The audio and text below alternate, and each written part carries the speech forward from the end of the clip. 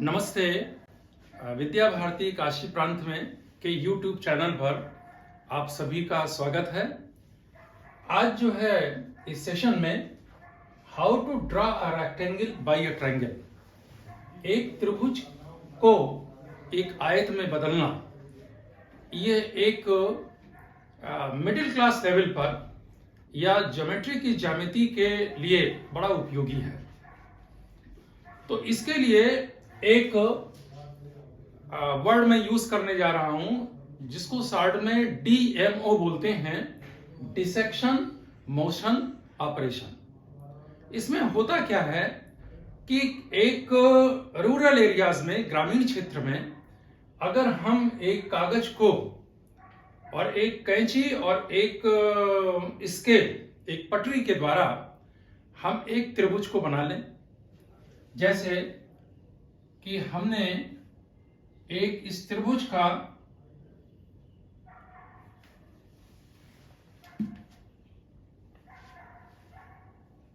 ABC, इस त्रिभुज को हमने एक कागज पर ड्रा कर लिया पटरी और पेंसिल की सहायता से। अब हम इस पूरे ABC त्रिभुज को, यद्यपि त्रिभुज जो है मैंने यहां पर न्यूनकोण त्रिभुज लिया है, लेकिन हम समकोण त्रिभुज भी ले सकते हैं, हम अधिक कोण भी त्रिभुज ले सकते हैं।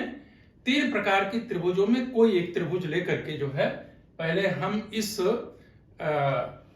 ट्रांसफॉर्मेशन को, कि कैसे हम इस त्रिभुज को किसी आयत में बदलते हैं, इसके लिए हम पहले एक न्यूनकोण त्रिभुज को ले लेते हैं। करते क्या है इसके लिए कि हम A से, जो इसका शीर्ष है इस त्रिभुज का, उससे हम सम्मुख भुजा पर एक लंब डाल देते हैं। पटरी के सहायता से और भी ज्योमेट्री के जो इंस्ट्रूमेंट्स हैं ज्योमेट्री बॉक्स में, उसकी सहायता से एक हम शीर्ष से आधार BC पर एक लंब ड्रा कर देते हैं। उसके बाद क्या करते हैं कि ये जो इस त्रिभुज का लंब है, सपोज AD इसका लंब है, इसके मध्य बिंदु को हम ले लेते हैं। सपोज इसका मध्य बिंदु क्या है? P है, और हम इस P बिंदु से इस आधार BC के समानांतर एक रेखा खींच देते हैं। एक डॉटेड लाइन जो है, ये सपोज ये EC जो है, वो जो रेखा है EPC, ये BC के समानांतर है।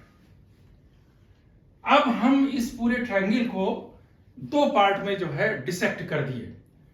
एक पार्ट हो गया EBCEF, EBCF, ये एक समलंब चतुर्भुज के स्वरूप का है, जिसको कि हम इस तरीके से एक पार्ट को पा गए।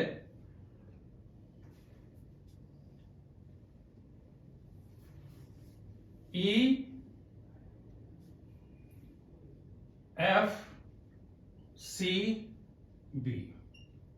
और एक इसका ऊपरी जो भाग है इस त्रिभुज का AEF है। इसको भी क्या करेंगे कि हम कैंची की सहायता से पार्ट 1 और पार्ट 2, सपोज इस ट्रेपेजियम जो है, जिसको कि समलंब चतुर्भुज कहते हैं, ये पूरा पार्ट 3 है। तो इसको हम ऊपर वाले त्रिभुज को भी 2 पार्ट में कैंची की सहायता से बांट लेंगे। एक त्रिभुज EPE हो गया, दूसरा त्रिभुज हो गया EPF, APF। इस वाले त्रिभुज 1 को, ये तो पार्ट 3 है, इसको हम क्या करेंगे, इसके बाएं तरफ जो है वो हम पेस्ट कर देंगे, चिपका देंगे। ये पार्ट 1 हो गया।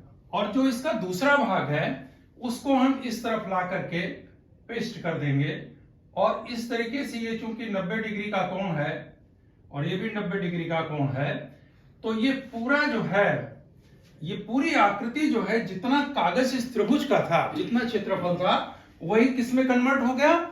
एक आयत में कन्वर्ट हो गया।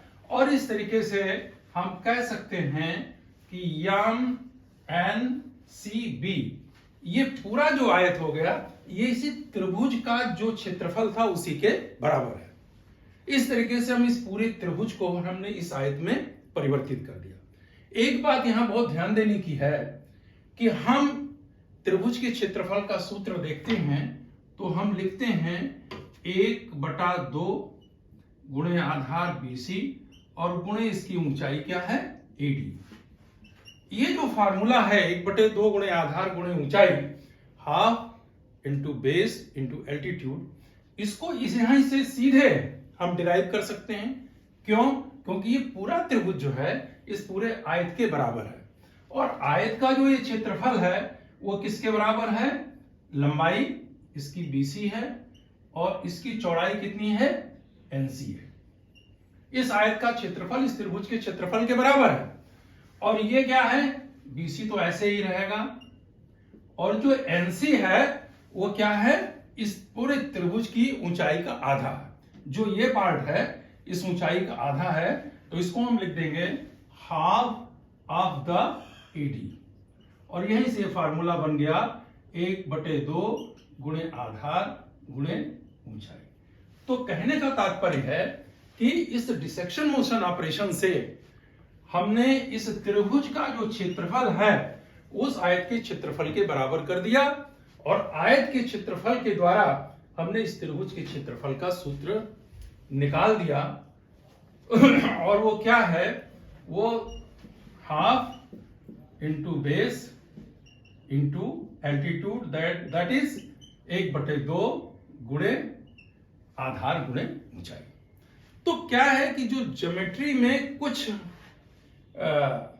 क्षेत्रफल हैं, चाहे त्रिभुज का है, चाहे वो समलंब चतुर्भुज का है, चाहे समानांतर चतुर्भुज का है, ये सारे जो फार्मूले हैं क्षेत्रफलों के, इसी तरीके से सॉलिड ज्योमेट्री में जैसे शंकु का आयतन है 1/3 πr²h, तो उसका भी डेरिवेशन जो है वो हम डिसेक्शन मोशन ऑपरेशन के द्वारा करते हैं। एक ये नई विधा है कि हम एक सरफेस को दूसरे सरफेस में, नॉन सरफेस में चेंज करके इस तरीके के सूत्रों को भी निकाल सकते हैं। धन्यवाद।